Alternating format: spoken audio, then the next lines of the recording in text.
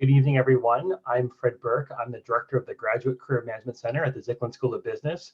We're delighted to have you join us this evening as we wrap up our two-week orientation for MS and MBA students. We're also thrilled to have some of our returning students join us as well. Before I kick off the program with our speaker, Chelsea William, I'd like to introduce our Dean, Fenwick Huss, just for a brief welcome. Good evening, everyone. I'm delighted to be with you. It's great to see new students and returning students. I know you have a very, very interesting session this evening. The title, Navigating the New Rules of Working and Learning. This has certainly been a 12-month period that has had lots of opportunities to adapt to the new. And I'm sure that what you have this evening will give you additional insights and abilities to do that. I have jokingly said that innovation is important in any organization. It's important in a business school. We have had over the last 12 months innovation under pressure, but we've been able to adapt well, and we're very proud that our programming continues. We've learned the value of interacting in many ways, including these little boxes on the computer screen. And even with those, we can get to know each other well, we can interact, and I'm sure you'll have a very active session this evening. So again, welcome, delighted to have you here. Thank you, Dean Huss. This will be recorded and available on the GCMC YouTube channel. We're also in the middle of a live stream on Facebook Live, and Lindsay from the GCMC will be monitoring the Facebook Live, and I will monitor the Zoom chat. And without further ado, I'm so excited to introduce our speaker this evening. Chelsea Williams is here to spend the next 90 minutes with us. Chelsea is a phenomenal speaker, the owner of the College Code, and has done a lot of good work in her career in finance from graduating from Spelman College. I'll hand it over to Chelsea to do a better introduction, but feel free to interact with us over chat, and we'll do our best to respond to questions. We're leaving some time at the end for Q&A as well. So thank you, Chelsea. Fantastic. Fred, thank you so much for the introduction. And to Baruch, staff and faculty, thank you so much for holding space for this awesome program today that I hope is going to empower students forward. Students, congratulations. You've made it to this amazing program and you've made it to this Zoom. So there's a lot of good things I'm hopeful that you're going to get out of our time together. I want to encourage you before I get into the presentation to be present. I want to encourage you, if you have not spent time this week, simply being here, being still, focusing in on what is in front of you, the next hour or so that we're together, that you really stay in this conversation. Because we've worked to craft something that we believe is going to help propel you even further in your career. So I hope you have your notebook, I hope you have your pen, but most of all, I hope that you go into this conversation open-minded. And you'll really consider the big theme of the presentation, reimagine possibility. Because now more than ever, that's what we're being charged to do. Reimagine what is possible for ourselves as individuals, for our institutions, for our organizations, and for the world, okay? So let's journey together. We wanna also encourage you at any point in time, use the chat. Okay, this is your session, and your engagement helps to make this program actually impactful. So please engage. All right, so what is our conversation today on? Insights on navigating the new rules of working and learning. Because let's be honest, there are some new dynamics that are at work in our society, in our organizations, in our institutions, and in the world. And there's some new rules that we need to consider as professionals, as leaders, and as learners. And so this program is really going to charge you to reimagine, reconsider, reestablish yourself, and really set intention on what's next. Not being in the passenger seat of your career, but being in the driver's seat of your career. Because that's how you're going to really maximize this investment into your Baruch MBA or MS orientation, or MS or MBA program, excuse me. I want everyone to introduce yourself. I strongly believe we need to get more comfortable holding space, sharing who we are, sharing what we bring to the table and what we need to be able to move forth. So please go into the chat and share your name and one word to describe what you're looking to get out of your MBA or MS experience. One word, no thesis statements, no 3 sentences, just one word that is going to help us understand where you are. We'll give you about 20 seconds to respond.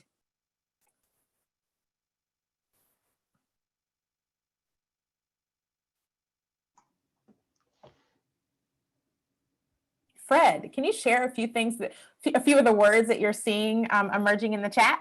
Awesome, confident, knowledge, growth, value, experience, progress. The chat is blowing up. Okay, I'm sure 130 people, we could expect that. But what's the point here? Everybody's got a different intention or vision for their program. They're all valid. Everything that's being shared is valid and an important part of moving forward. Okay, and so we're going to touch on some of those points we brought up around growth, I think was one that we heard. We're going to cover some of those points in the slides to come. So a little bit about me. Fred, my dear friend, introed me and told you a little bit about me, but I want to just hold a little bit of space for why this conversation is so important to me. I'm originally from Raleigh, North Carolina, but attended Spelman College, a historically Black women's college in Atlanta, Georgia. One of the first places I felt I belonged, one of the first places where I really started to get to the heart of consciousness, personal values and interests. And it was through that journey of being at a liberal arts college, studying economics, not really knowing what that meant, but studying economics and thinking maybe I'll work in business, that would bring me to New York City, where I would first connect with Baruch, where I would accept my job on Wall Street at Barclays Investment Bank, and where I would start to really reflect on this concept of what are the rules of work? How does one thrive in the workplace? How does one thrive as a professional, as a leader, and how does one adapt? When I first started my internship at Barclays, we were really in the process of the financial crisis, 2008, 2009. And I remember starting my role at Barclays that had just merged with Lehman Brothers, and everyone in the bank saying, wow, there's a lot of change happening. I don't know if I'm going to have my job. We're merging with another company, a different culture. There's different skills that are necessary. You've got to be competitive. We got to make sure that we're actually contributing to the organization so we stay competitive. And I was the junior intern wondering, what does this mean? Adapting and changing. How is this current economic crisis going to impact me? And how do I have to stay focused and centered on my development amidst everything going on? Now, certainly, the financial crisis is not the same experience that we have been challenged with COVID-19. I'm not trying to compare the two. But what I'm saying is my story provided me an opportunity to really consider, how do I adapt? How do I move forward amidst a changing environment, a changing city, a changing industry? Okay, and so we're going to really focus on that today. My career these days allows me to work with organizations on fostering inclusive and equitable spaces, making sure that organizations have a place where people feel safe and where they can engage. Because all of the studies show us that diverse and inclusive workplaces actually do well for business. But yet today we're here and we still have a number of challenges in workplaces. So as you can see from the list, I get to work with some pretty awesome brands, from Kate Spade to Penguin Random House to Ben & Jerry's, and with some amazing institution, and I'll be able to add Baruch in the future. And so what is my point in all of this? I will bring some of my learnings from working with these organizations into today's conversation. What are we going to do together? We are going to cover 3 main points. We're going to explore the future of work and learning and its impact on the business sector. You're going to understand how to make conscious career decisions. I want to pause there. I didn't just say career decisions. I said conscious career decisions. Thoughtful, intentional, values aligned, mission aligned.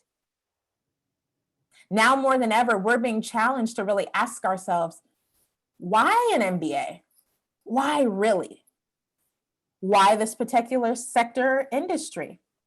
Why this particular employer? We have an opportunity, again, to be in the driver's seat of our career, but that requires us to ask the right questions and to be honest with ourselves. You're going to learn how to build and manage winning relationships in pursuit of your career vision, mission, and values, because relationships are the new form of currency. And so if you are able to maximize relationships through this program, you're going to be in a better position to thrive in our new rules of work. I want to center us on this concept, this Venn diagram that you probably remember from kindergarten. Here it is on the screen, but with a little twist. And I love this Venn diagram because it's pretty practical, but actually is a game changer when we consider career. We have the things that matter, our values, our purpose, our family, making sure that we get the benefits and resources we need to thrive, and many other things that matter that are going to be unique to who you are. And then we have the things that we can control. And if 2020 taught us anything, it's that there's a lot of things we can't control, right? But there are things we can control. Our mindset, our attitude, our behavior, our action. What do we believe is possible? How are we building connections that are helping us move forward? And so today's program will focus on the intersection of the things that matter. Obviously, this MBA experience matters deeply. You're here, you're making this investment. And then the things you can control, how you show up, even amongst adversity. How you maximize this opportunity, even if you're learning and growing through the process. And so that's what's going to help to propel you all forward. I want to set the context and the record straight. We are striving for perfection. We are not striving for perfection. We are striving for progress. Because sometimes when it comes to career, we want to do a checklist box of, if I do X, Y, and Z, I'm going to end up in a good place. Here's what I need to do to be able to get the job. If I read this Wall Street Oasis steps towards getting the investment banking interview, I'll be good.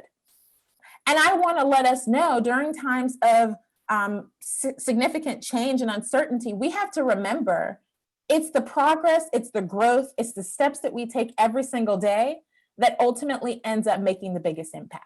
There's no perfection when it comes to career, because we're going to consistently have things thrown at us, but it's going to really, we're going to have to ask ourselves, how do I maximize the experience irregardless of what's happening around me? The evolution of work. Before we get into 3 core pillars that I believe are going to help you navigate this new normal with intention, I want to talk a little bit about where we are, because there's a lot happening and a lot going on. But before I share the list, I want to ask you. So here's my question. I'd love for you to share your answer in the chat. What's one skill you believe is critical for success in a post-COVID era? And I'm hoping there's a post-COVID era, right? So we're going to just think about the future of work and skills. What skill do you think is necessary? Please go into the chat and share your responses. Technology, time management, flexibility, adaptability, using Zoom, communication, resilience, networking, digital media, teamwork. Great. Awesome. Agile. Awesome. So all good, all a part of the list. If you Google skills of 2021, many of those will be on the list. I'm going to center in on some skills that LinkedIn has highlighted that are very important as we prepare for this new workforce and this new workplace. Adaptability, absolutely.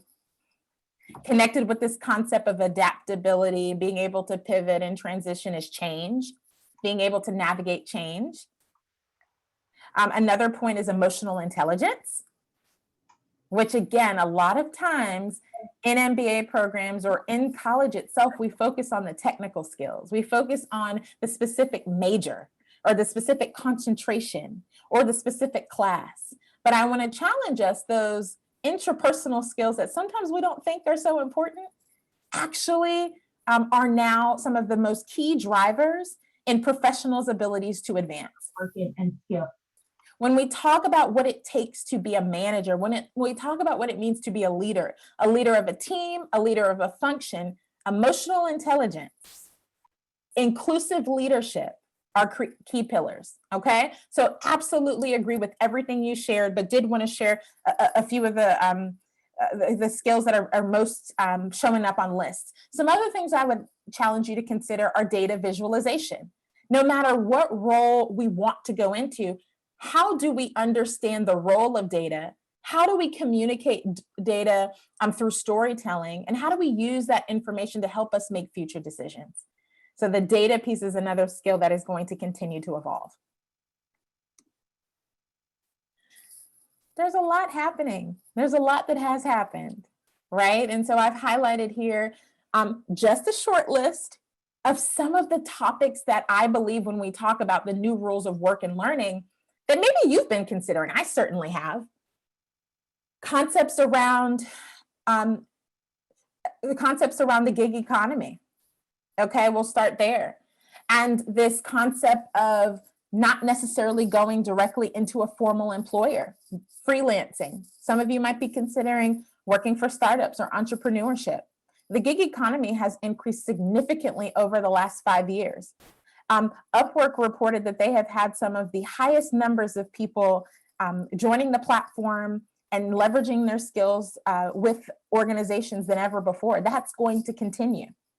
Technology, automation, consistent themes that we know are front and center of how we work, where we work, working remotely, how we connect with people across the globe on our computers. Someone put Zoom. I love that you put Zoom in as a skill, because absolutely, Zoom and Microsoft Teams and Google Meets and all of those platforms we need to be able to use to be able to communicate effectively. We see here fastest growing cities in America. There's a lot of conversation that is talking about where businesses are putting their secondary business lines, right? We have seen growth in places like Austin, Texas. We've seen growth in places like Salt Lake City. We've seen growth in places like Charlotte, North Carolina, and Atlanta. That is going to continue. There was some big news that JP Morgan Asset Management was going to be moving their New York City headquarters to Florida. Okay, and so what's the point here? This concept of location and opportunity will consistently be evolving. And that's something that we can consider when we talk about our sectors and industries and really interests. Wellness, mental health. What role does wellness and mental health play in the employers we choose and our experience while we're there? How do we manage the two? And certainly there's this conversation about equity, access to opportunities, a seat at the table, right? And so obviously here I have the example of the Black community, but if we're talking about LGBTQ+, if we're talking about women, if we're talking about differently abled, if we're talking about international students, if we're talking about first generation college students and social status, all of that plays a role in representation and culture. And these are all themes that organizations are grappling with as we speak, making this conversation so incredibly relevant. There's some questions that need answers. There's some questions that I've been told you all have top of mind. How do I build and sustain relationships in this virtual environment? Chelsea, help me with LinkedIn. I don't think that I can reach out to someone who I've met at a webinar. They're getting all these messages. How is my little message going to stick out to them? How do I send something that's actually going to be interesting and someone's going to want to respond? What skills and competencies do I need to thrive in the workforce and workplace? Well, we've talked about that a little bit before. How do I successfully transition from full-time work to freelancing to entrepreneurship? How do I determine if this company truly values and centers diversity and belonging, or if it's lip service? How do I advocate for myself in professional spaces? How do I make intentional career decisions that align with my values? So these questions and much more are likely top of mind for you. They're likely reasons you maybe wanted to even come into Baruch's MBA or MSX program. They're likely questions that you have been considering throughout orientation. As you've gone through these sessions in these programs, They've bubbled up in your mind and you thought to yourself, ooh, that's a place that I really want to focus on over the next few weeks or few months. Okay, what's the point? This new rules of work and learning are going to require us to ask these questions. If we're not asking questions, we are really not evolving. We're not growing. And so the question process is an exploration process that helps us get clear on our why and helps us make decisions that align with our values. That's critical when we talk about the new rules of work. So I want us to share in the chat. I want to gauge a little bit of the pulse of this awesome group. How confident do you feel navigating your career in our new normal? 4, very confident. 3, confident in most ways. 2, confident in several ways. And 1, not confident. I'm going to give you about 20 seconds to respond.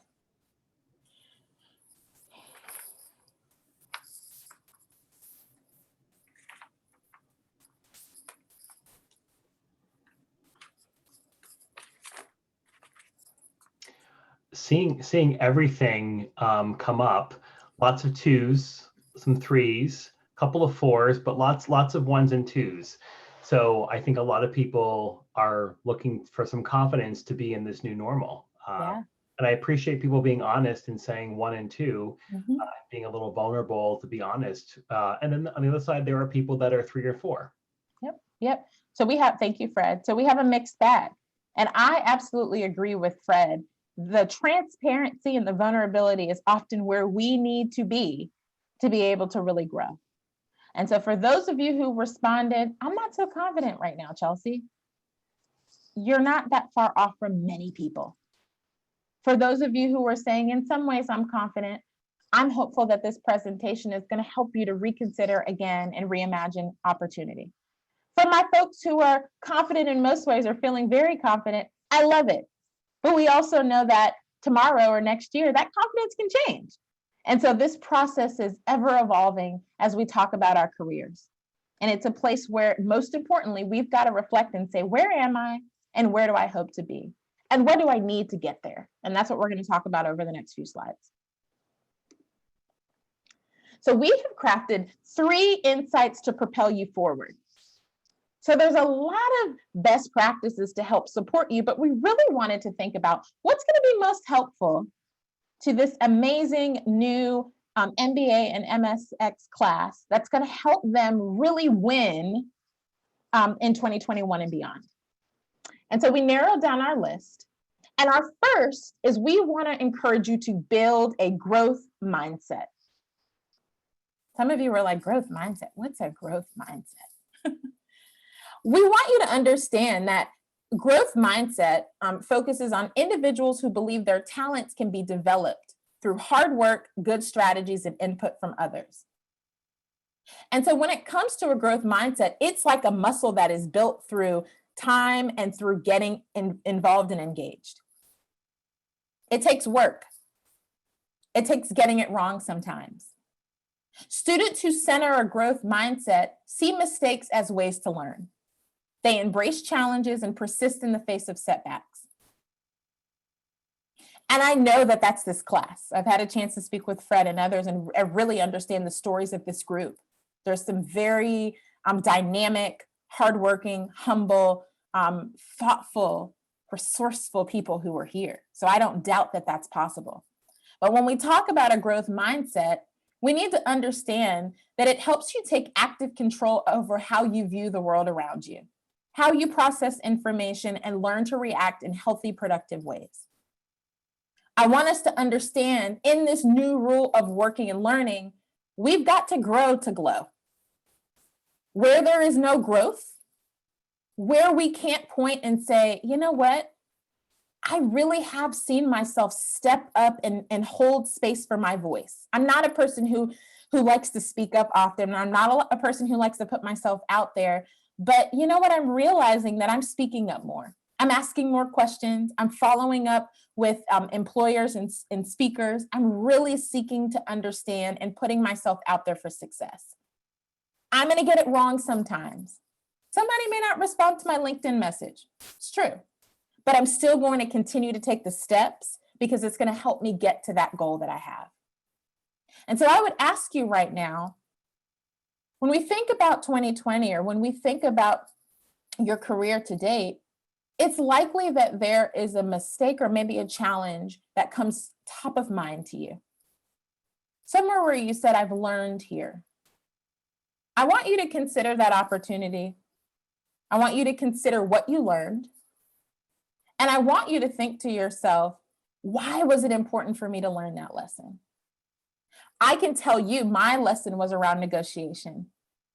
As a business owner, I'm consistently engaging with companies and organizations. And when COVID hit, it obviously played a big role in me thinking about how do I represent and show up for myself as a business owner amid so much uncertainty with partners, amid layoffs, and all this downsizing and all these things that impact my partners.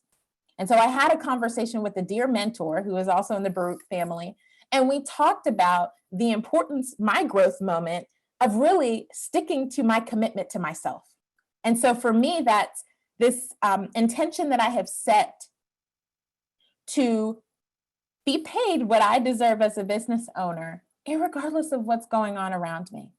And being able to negotiate with intention and consciousness so that people understand she really knows her fact and we really want to meet her where she is.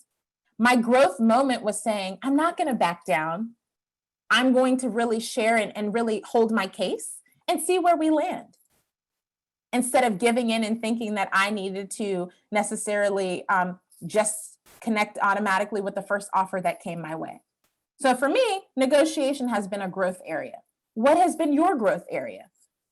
Many of you are working, you are desiring to be promoted or to advance or maybe to make a career or industry shift.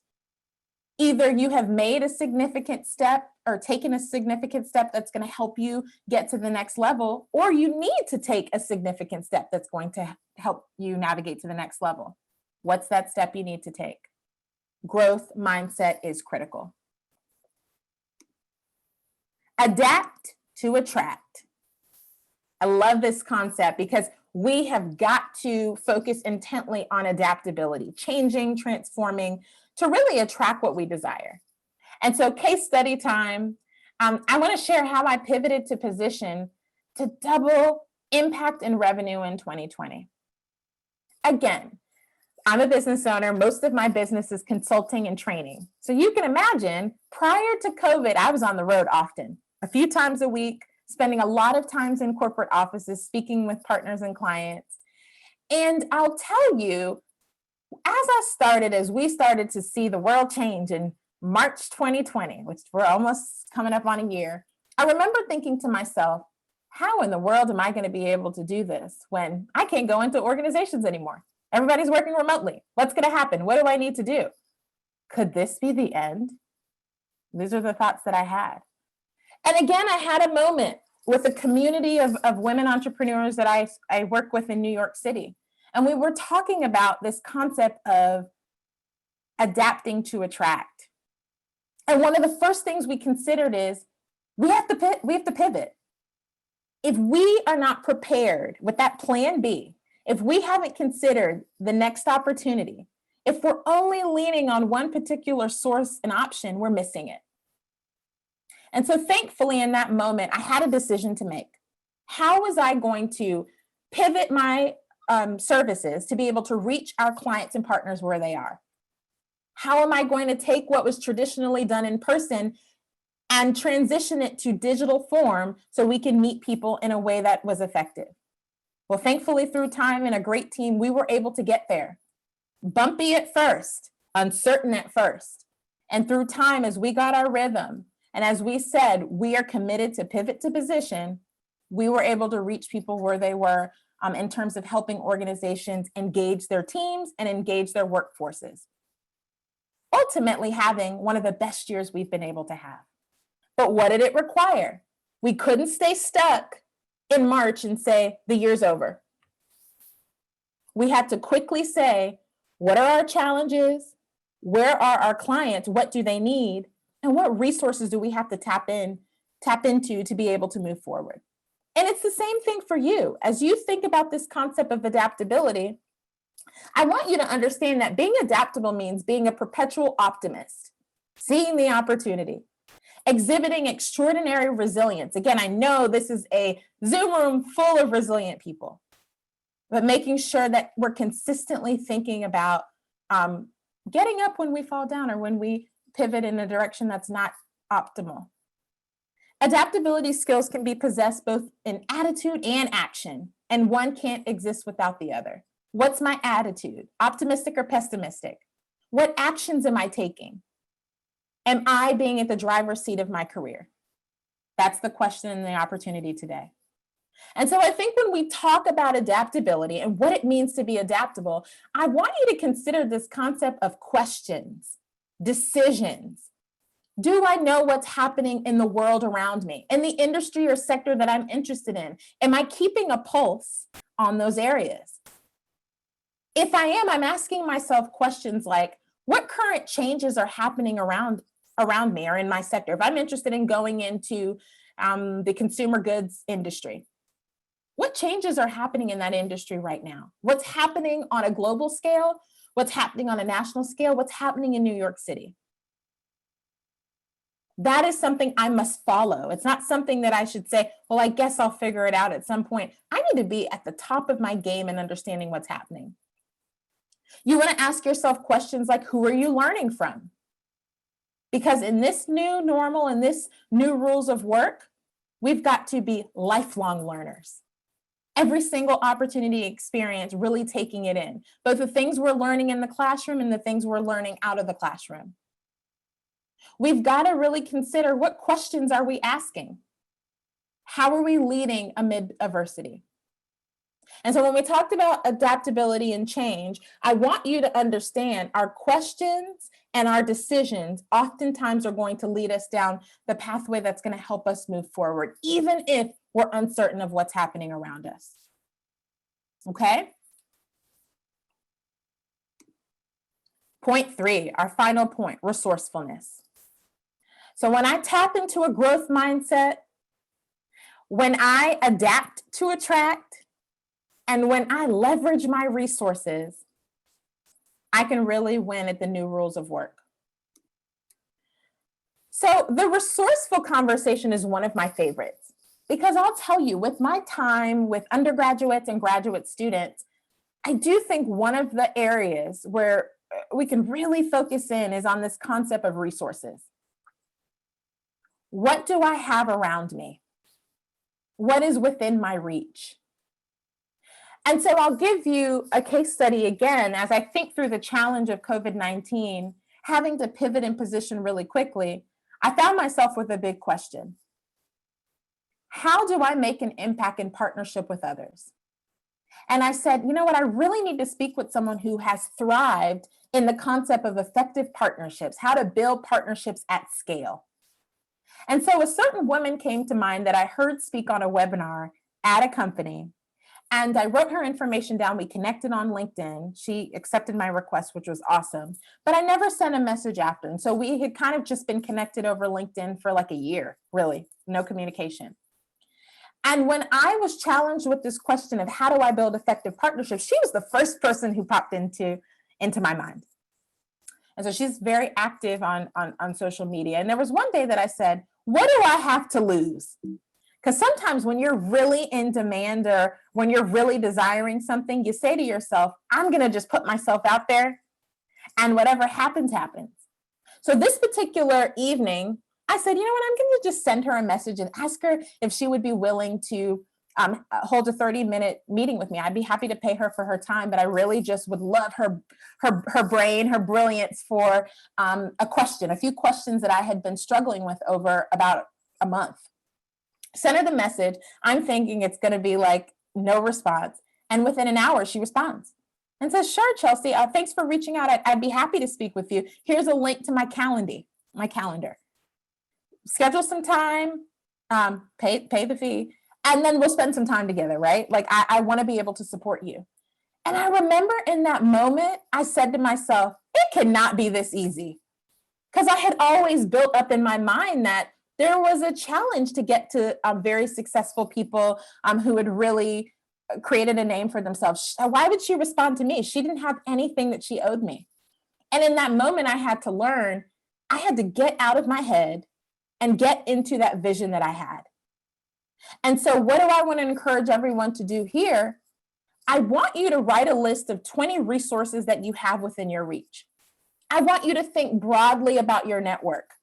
I want you to think about your undergrad. I want you to think about the current program you're in. I want you to think about your employer. I want you to think about past and present employer. I want you to think about mentors and friends and family and affinity groups and faith groups and every single association or organization that you're a part of. I want you to attempt to write a list of 20 people who are in your network. I want you to do the activity, not because I think that you need to ask anything, but I want you to always know that you've got more around you than you even consider. And sometimes we just have to put pen to paper so that we in our minds are able to really realize that there's more around us than we initially thought possible. Okay, and so that is one activity I want to encourage everyone here to do. When we think about this concept of leveraging relationships, I want us to understand we must be intentional. You need to know what you need. You need to know what it is that you need before you need it. Meaning, you should know right now, what is something that I desire to help me get to the next step of my career? Where is a place that I'm feeling challenged? That introspection is critical to thrive in the new rules of work. So have you been introspective? You've been in this orientation program that's really invested into you. And if you've really been present and reflected, it's likely that you've got a few questions that you've been meddling over. It's likely that you've said to yourself, oh, this is an area that I really want to focus on to maximize this program. If not, I want to challenge you to spend some time to really think about this piece. Because what you don't know, you can't strive for. You need to really be mindful of where you are and where you desire to be and know that gap so that you're able to tap into the resources around you. There's so many resources, from Baruch's career development to community organizations. The local library has so many resources these days, faith groups, social media, etc. Don't be afraid to make the ask. I gave you the example. I put myself out there, wasn't sure this individual would respond. They did in record time. But I had to go to that, I needed to leverage her in a way where she knew that I knew exactly what it is that I needed. I wasn't just saying, hi, can we talk? I was saying, hi there, I really thought through who I wanted to pose these questions to. Here's what I have on my mind. Here's how I'm hoping you can help me. Are you open to it? We need to be intentional. We need to be direct. We need to be specific. So I've covered 3 points with you. I've talked to you about the growth mindset and what's necessary for us to move ahead. I've talked with you about how to adapt to attract. And I ended with talking about the importance of navigating your resources. I want you to reflect on those 3 pillars, and I want you to be honest. I want you to share in the chat which of those 3 areas you believe you need to focus on most as you prepare to maximize your MBA or MSX experience. We're going to give you 20 seconds to think. Don't overthink because you already know the answer. And then I'm going to ask Fred to share what he's seeing in the chat.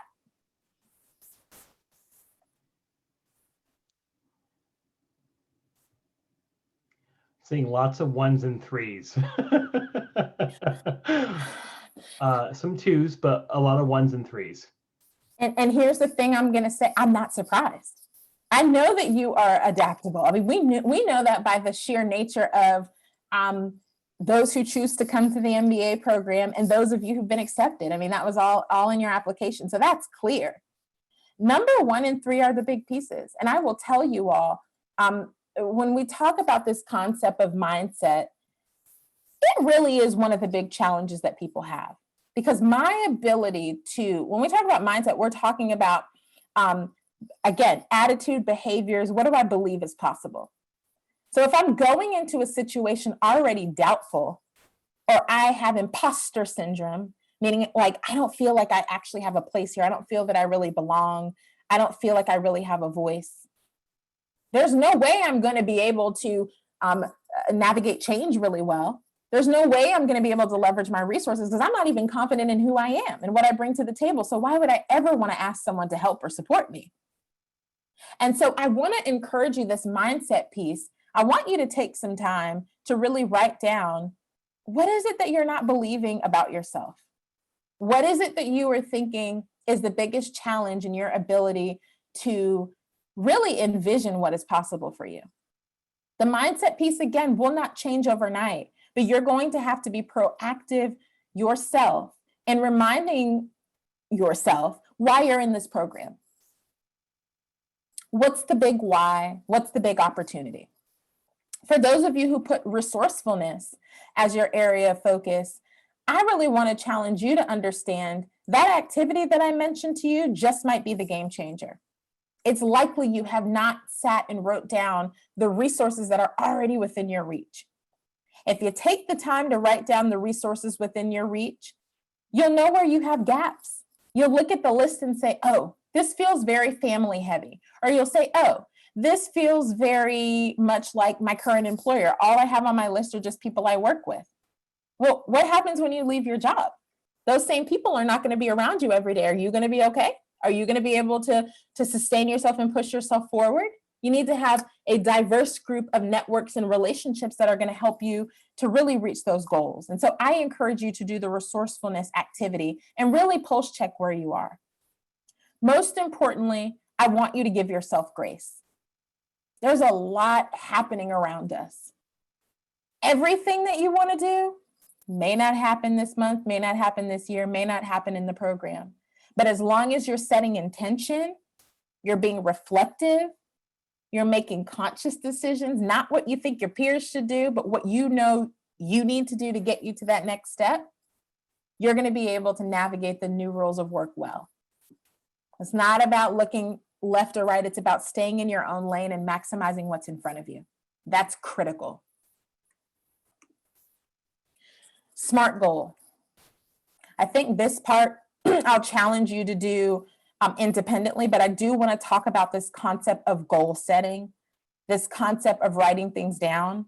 I am a big quarterly goal person. For you all, it might just be the semesters of your program, but I do think bite-sized chunk goals and intentions can help us. With everything that's going on, when we think about things throughout a year, so much can happen and change. But if we think about bite-sized goal setting, and we use this concept of SMART goals, specific, measurable, attainable, realistic, and time-bound, and we get to the nitty-gritty, we get down to the core and we get specific, we're going to be able to really measure our progress. We're going to be able to really determine where there might be challenges. And so I want to give you an example here of a SMART goal. So this specific goal is to get qualified for a promotion to a manager's position. So this person wants to get promoted to the next step. How do we make that goal measurable? Each week, the person's going to write a report outlining how they've improved their skills and present it to a manager. So I would hope that everyone here knows the more you're communicating with your manager, the more they know where you are, what you're doing, how you're contributing to the organization, the better for your ability to develop and evolve. So they're saying here, weekly, I'm going to make an intention to highlight my skills and how I'm contributing. How do I make this achievable? My boss is aware of this, and together we will create a plan to work on my weaknesses. So the manager knows that there's an intention to get promoted. For those of you who are here who want to get to the next step, does your supervisor or manager know? That's critical for us to be able to navigate the new rules of work well. We've got to communicate what it is we desire, get clear on how to get there, and then take the steps. Realistic. With the weekly reports, my manager will know I'm serious and can see what I've learned. So the accountability is on me as the professional to own my career and to own my action steps. And then timely. This goal will be complete within 12 weeks. So this person is really trying to hone in on this goal within a quarter. This is how detailed, folks, goals need to be able to help you drive your career. I want to challenge you to do this post-session. And now we're going to move into the conclusion and the next steps. Okay. We want to make sure that you can ask some questions. We want to make sure that there's an opportunity for you to really share what's been top of mind for you, particularly amongst adversity. I want to do that before we get to stay connected. So let's go right into Q&A. Fred, if that's okay with you, and then we will close with how to stay in touch. Absolutely. Thank you, Chelsea. This was a phenomenal presentation, and I know that I took some takeaways.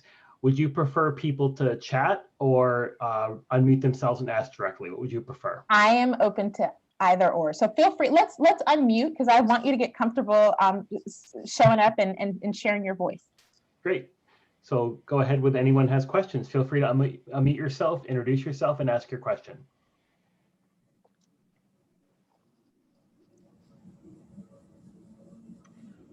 Something came up in the chat, Chelsea, in one of your earlier slides about what was going on, and somebody mentioned age discrimination. You want to speak a little bit about that? And Yeah. then I think the same person. Yeah, that was me. Okay, great. That was me. Great. Hi, Chelsea. Ron Schmick. Been in the workforce for a long time. It took me about 26 years to get where I am today. I start my first class on Tuesday. Oh, good. So excited for you. I'm very excited and nervous at the same time. What I'm noticing is a lot of people are much younger than me. Mm-hmm. And you know that age discrimination plays a role, but it's very hard to prove and try to get through. So in our new economy and our new ways of work, how detrimental is age discrimination? Wow. You know what is so interesting, Ron? The reason I'm so taken back is I had 3 conversations today with 3 different organizations, and this came up. So I know this concept of age discrimination is top of mind. And transparently, it's one of the most significant forms of discrimination at work. But what I will say to you is this. I want everyone here, when we talk about the new rules of work and what it takes to move forward, yes, age discrimination is a thing, but I would not want you to focus on that, in the sense that I wouldn't want you to put all of your time and energy into this thought that they're discriminating on me because of my age, because it's not going to actually allow you to focus on showing up as your best self. And that's where the concepts of imposter syndrome, et cetera, start to come up. I do think that you have an opportunity when we're talking about maximizing certainly this program, you have an opportunity to really show up as a multi-generational professional, meaning you are a professional who works well with people across generations. You are an inclusive colleague and professional. That is what I would focus on. How are you building bridges with people across the board? What skills and lived experiences do you have having more time at work than some of the more junior employees? And what does that bring to a team? What does that bring to an organization? And so do not focus on the deficit or what you believe that you don't have. Focus more on the unique advantage and the differentiating opportunity that you have, because you have one. And so that's how I would answer that question. I don't know if that's what you're looking for, but I'll be honest with you. Yes, age discrimination is happening. But at the same breath, if you spend your time consumed in that, you're not going to be able to show up as your best self. So I would say focusing on your skill and focusing on your ability to really work multi-generational in the workforce of today. Thank you. That was very helpful. Oh, fantastic. I have another question, Chelsea, from Mr. Harmon. Go ahead and unmute yourself. You have your hand raised. Hi, my name is Kwaku Hammond. I just want to know what you think. How much do you think social media has played a role in adapting in the work environment? Good question. Significantly. I mean, in every form and fashion, I'm thinking through the concept of work. And folks, when I say work, I want us to understand, I should have done this earlier. When we talk about work, it's multifaceted. Work is workforce, how we're bringing talent into organizations and how we're cultivating skills we need for the future. Work is workplace, how and where we work, the nature of us working in teams towards producing goods and services. And work is also connected to the marketplace, how we get our goods and services out to our customers. And so social media has impacted each and every one of those pillars. It certainly is going to impact all of you, because here's the thing. This could be its own session. You really want to make sure you own your brand. You want to make sure you own your digital brand. Fred and I have talked about this at length. You have, especially as an MBA, here's what's going to happen. People now will Google you. That is just one of the coolest things. People will Google you. Before you go in for an interview, before you go to a client meeting or an internship meeting, before you even meet with someone simply for like an exploratory conversation, they're going to go to Google. And so I think when we talk about social media, I would ask the group here, are you being proactive or reactive with your brand on social? Are you owning it, or are you letting it own you? That's the question to sit with and consider. Now, for the formal organization, social media is being used twofold. One, to share employer brand. What's the brand of a certain organization? What do they stand for? What do they do? And also to reach customers and clients. You can imagine the amount, depending on the industry or sector, that businesses spend on social just to simply be able to attract new customers. And so it's huge. I do think there's variation potentially depending on the industry or sector that you're in. And so I would actually challenge everyone here, whatever industry or sector you're interested in going into, if it's fashion, if it is consumer goods, if it's finance, do some research on what is that sector or industry doing or seeking to do as it relates to social media. It is likely you're going to get some various responses, but that'll give you some insight to help you really make the right decisions. There's a question in the chat, Chelsea. Thank you. What if you don't use social media? Someone asked in the chat, what if you don't use social media? Yeah, that's an interesting one, because we can't force anyone to do anything, right? And at the end of the day, it's free choice and free will. But I just would want a person to know that there will be some mysteriousness or uncertainty about who you are. And so you would have to just be open to the fact that your in-person communications are going to be that much more important. Because the whole point is, you want to be remembered. You want your differentiating advantage to be clear. And so if you don't have any type of digital presence, and there's a lot of reasons why some people don't, let me be very clear, and I'm very understanding of that. It came up in another conversation that there's some reasons why people can't at certain points. But you just need to understand, people are looking to understand, who are you? What are your skills? What are your experiences? What's your personality? And so that is just a method to be able to brand yourself and connect with people. And so again, it's an opportunity, cannot be forced. Could you miss out on some opportunities because you don't have a digital footprint? Potentially. I'm just going to be very honest. It's possible, but that is just a personal decision that you will have to make. Thank you, Chelsea. Another question in the chat is, how do I approach if I don't get an opportunity in my desired sector, how would I pursue an opportunity in a different area than I studied?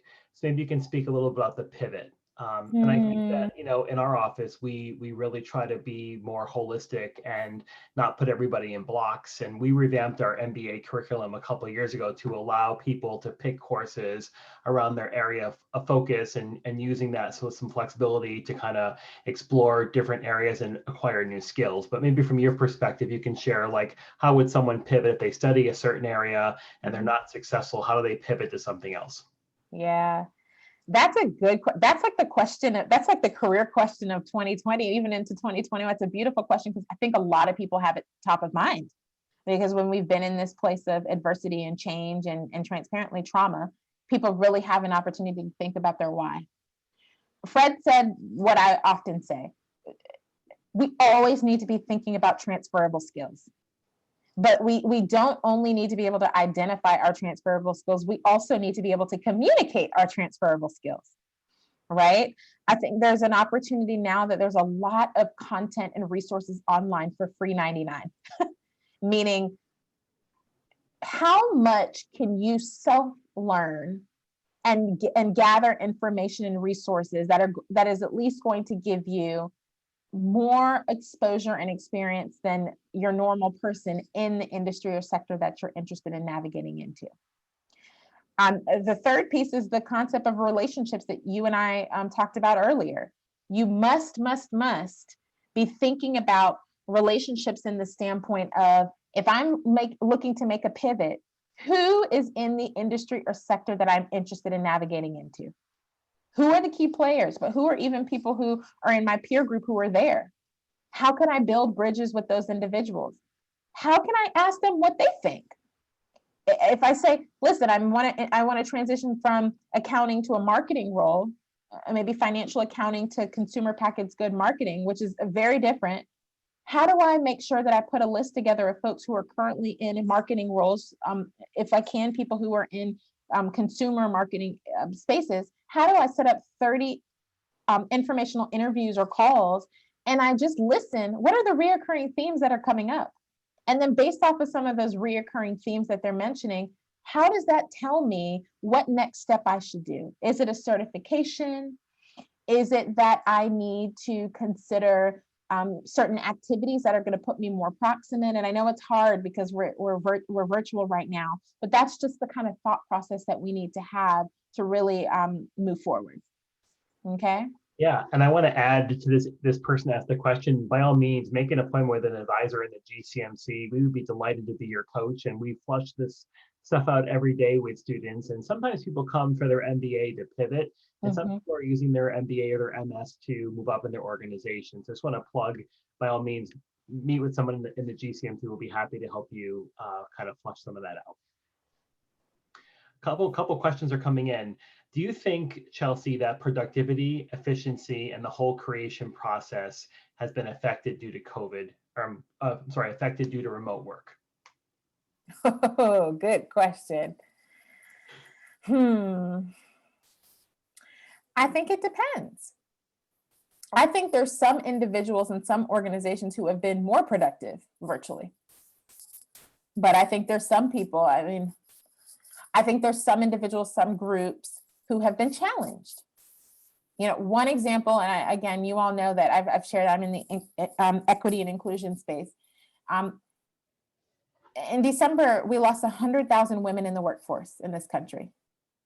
100,000 had to leave the workforce because of competing priorities. So when we talk about productivity, there is not a blanket answer, because there's so many different reasons why someone could be challenged with remote work.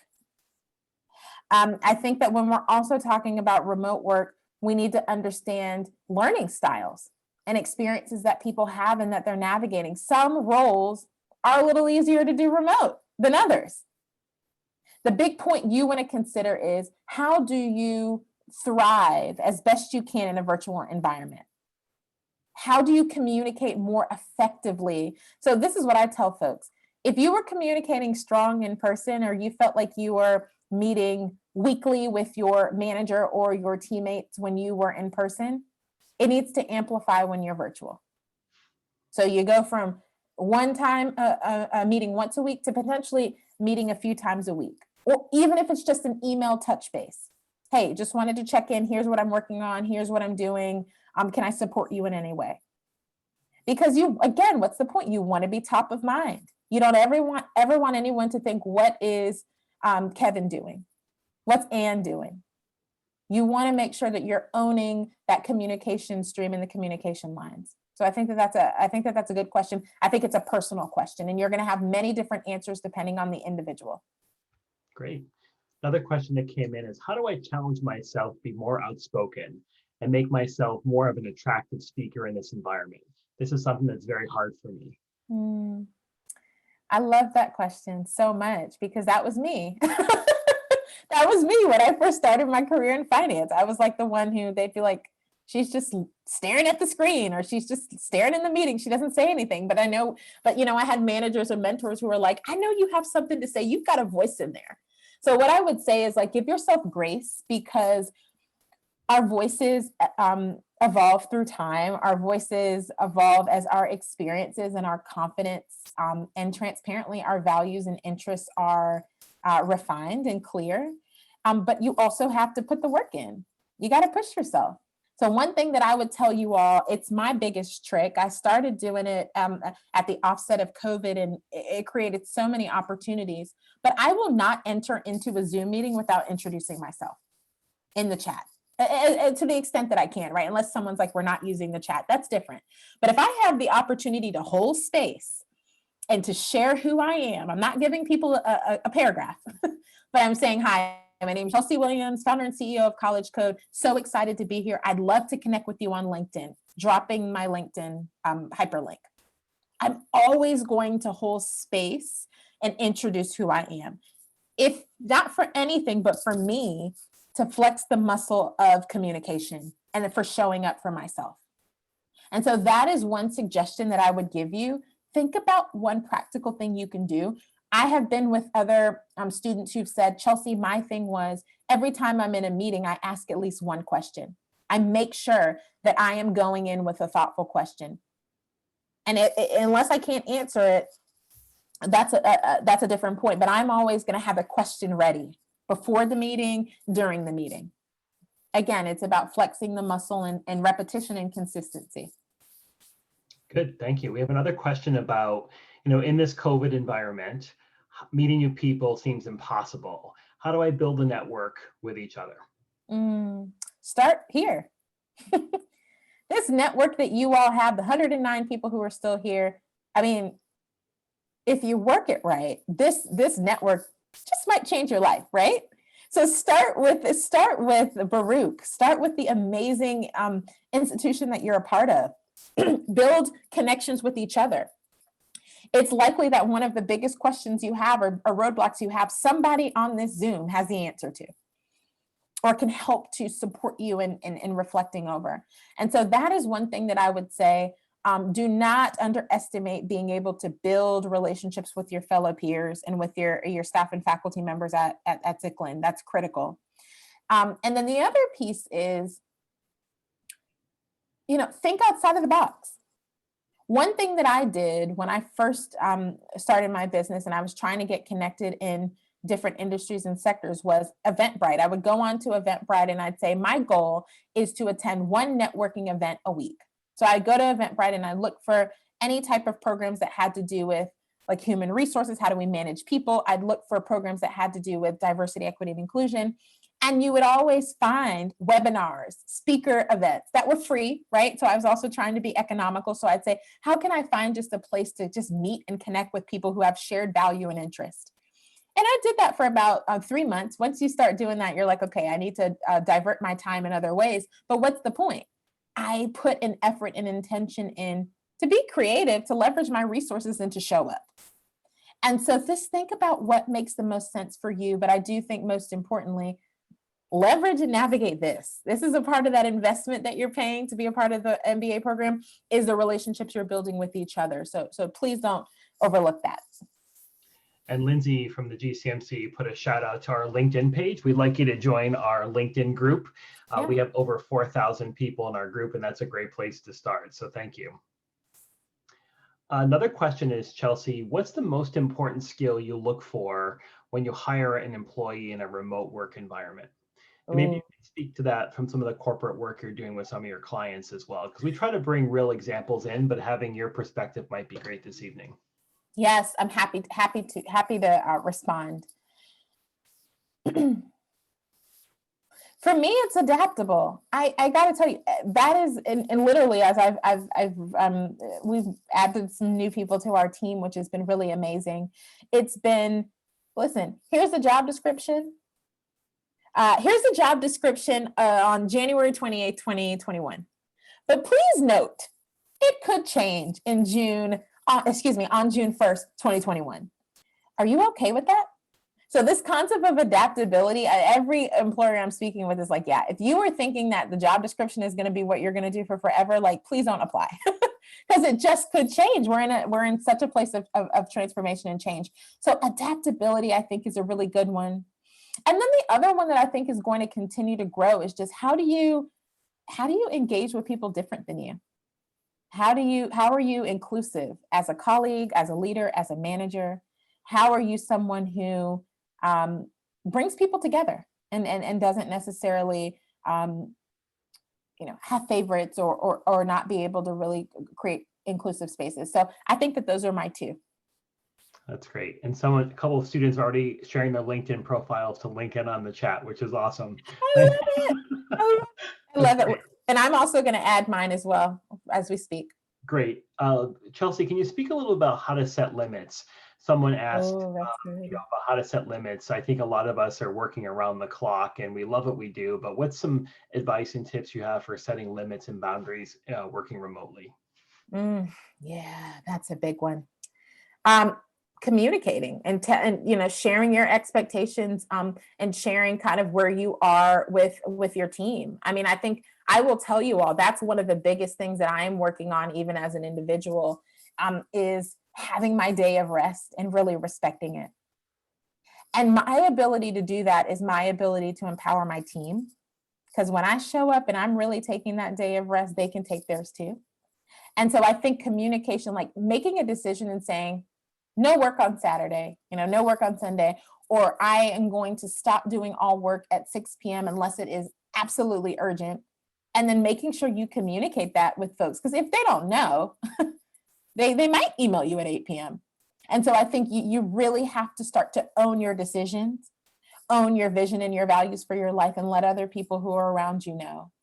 And I tend to find that that's the hardest thing to do, because sometimes we feel bad about what it is that we have decided in our hearts we want to do, or we don't know if other people are going to be on board, so we rather not say anything.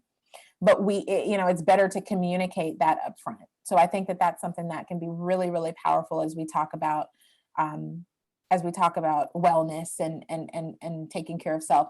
And the other thing is mental health. I'll be very honest with this group. That is something that I have had to be very diligent about. Like, what are the ways that I am going to, someone who's doing pretty emotional work with organizations, right? When we're talking about things like power and privilege and race and sex and gender, it can get emotional. And so I have had to be intentional about, like, how do I unplug and leverage resources, therapy and exercise and time with loved ones. And that's something I have to put in my calendar. It's that serious, because if I am on all the time and really having and facilitating and navigating conversations that are just really difficult, eventually it's going to burn me out. And it's the same thing with you. So you got to come up with a plan and stick to it. Love it. Another question in the chat is, can you talk about some of the do's and don'ts for maintaining professional relationships? Oh, if you want to add a little humor, I think the don'ts always are very funny. So feel free. Yeah. So I'm just adding in, since we're getting a little casual now. Here's my LinkedIn, folks. Feel free to connect. Okay. So the do's and don'ts of professional relationships. The don'ts. Do not assume that people owe you anything. Don't assume that. You have an interest or a desire. That doesn't mean that the person has to do that for you.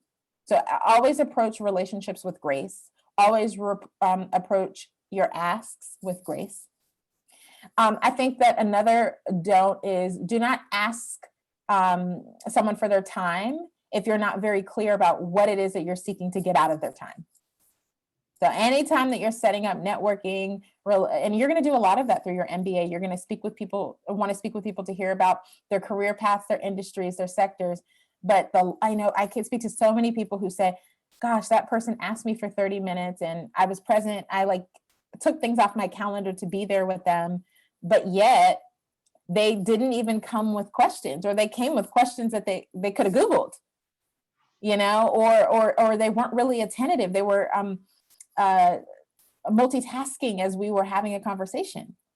And so just understand, you need to show up respecting of people's time, and you need to come prepared. That's huge. Okay. I think the other thing that happens all the time is you really want to own your writing skills and your grammar, even virtually. Sometimes people, and it's still a big thing that's happening, you're sending emails like it's a text message, or not double checking names and spelling and attachments and all of that stuff. First impressions, lasting impression. And so again, slowing down and really taking your time on those communications, especially because we're virtual now, not thinking, oh, we're virtual, it's not as important, and getting lax, I think can really be a trap. Some of the do's: pursue with passion. You know, think about what really matters to you, your values, your interests, and lead from that place. Pursue opportunities from that place, I think, is really important. Consistently mute that. Okay. Consistently, what's going on? Are you hearing an echo? No? Yep. It looks like, yeah, hold on.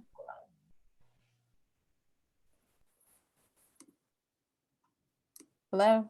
Okay, perfect. Thank you. Better. The other thing that I would consider when it comes to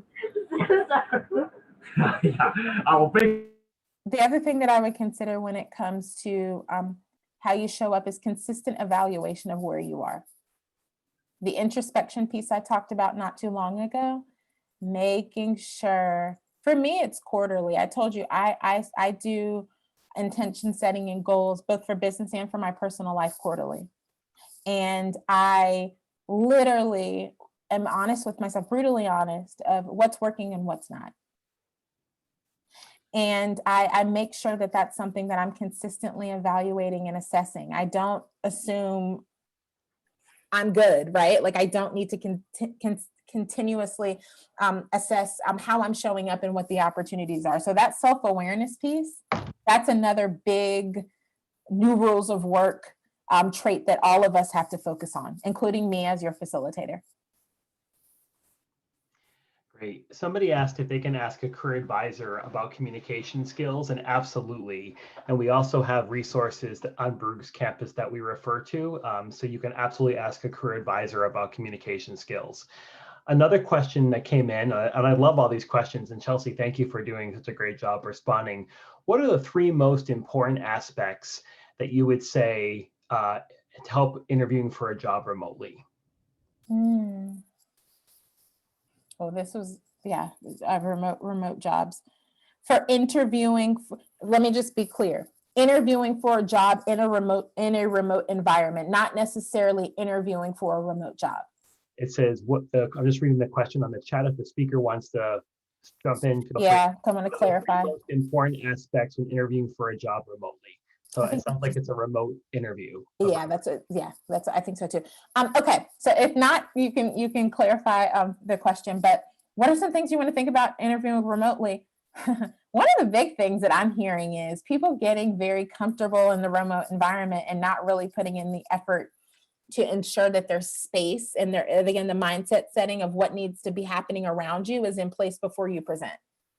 You all see me here now. I'm at a WeWork in Atlanta where I am, and there's a preparation that has to happen anytime you are, interviewing or speaking.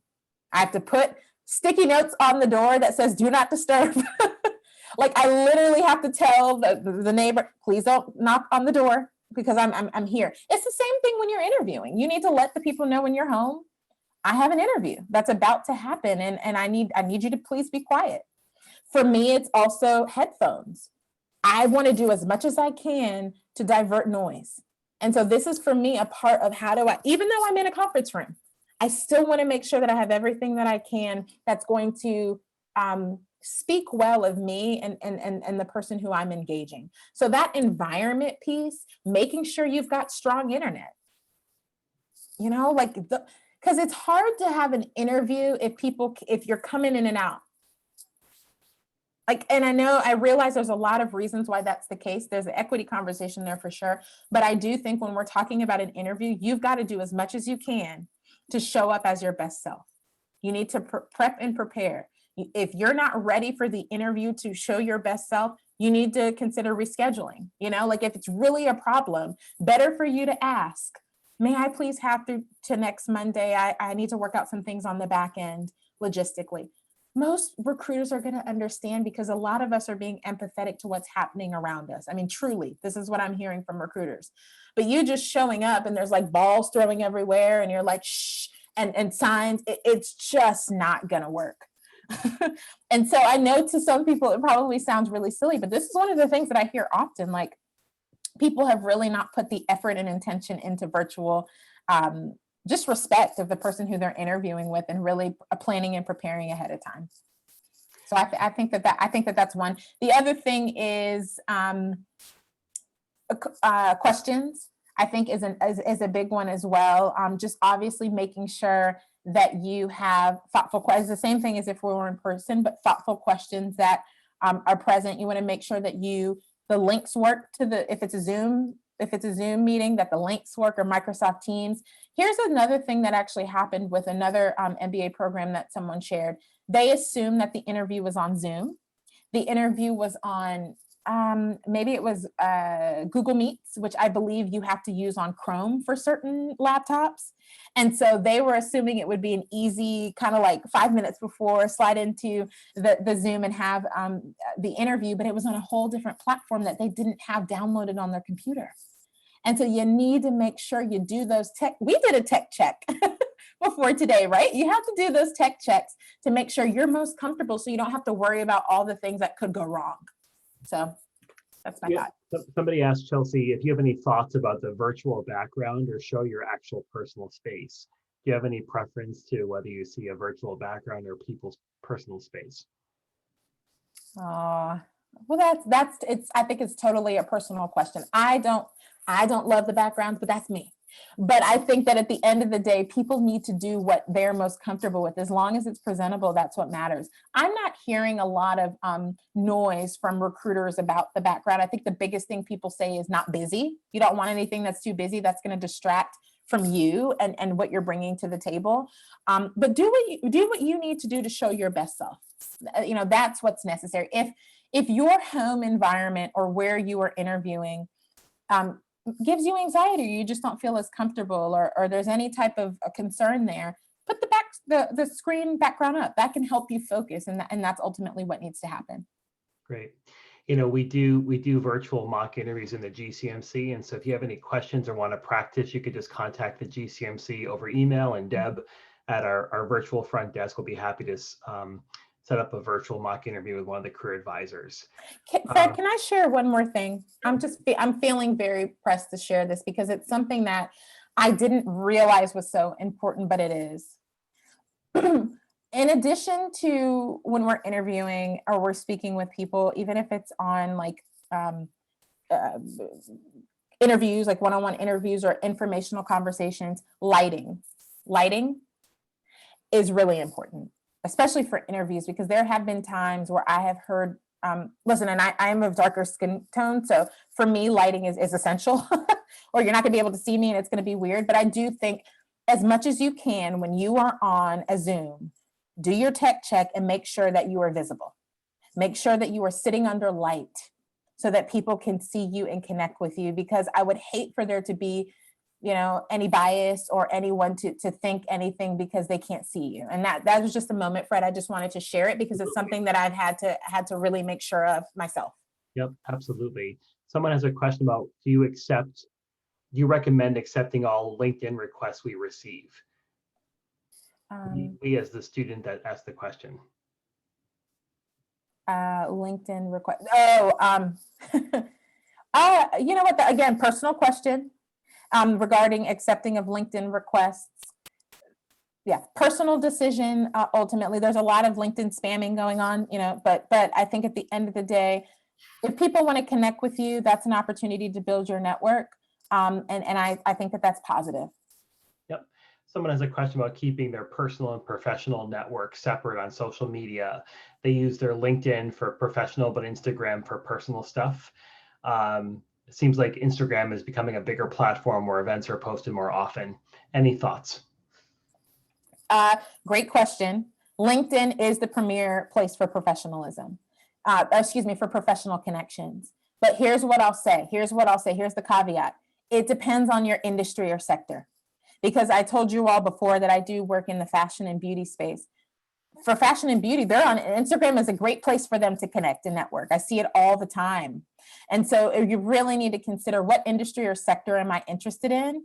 And then what does the engagement look like? There are truly, Fred, some brands, I'm thinking about them now, their Instagram truly is where they connect. If you look at their LinkedIn, they're not investing as much time there, but that's because their customer and their client base are on the platform. And so that's where they're choosing to really hone in. Great question. I'm going to ask the last and final question. A lot of people ask our office about opportunities in the employment outlook.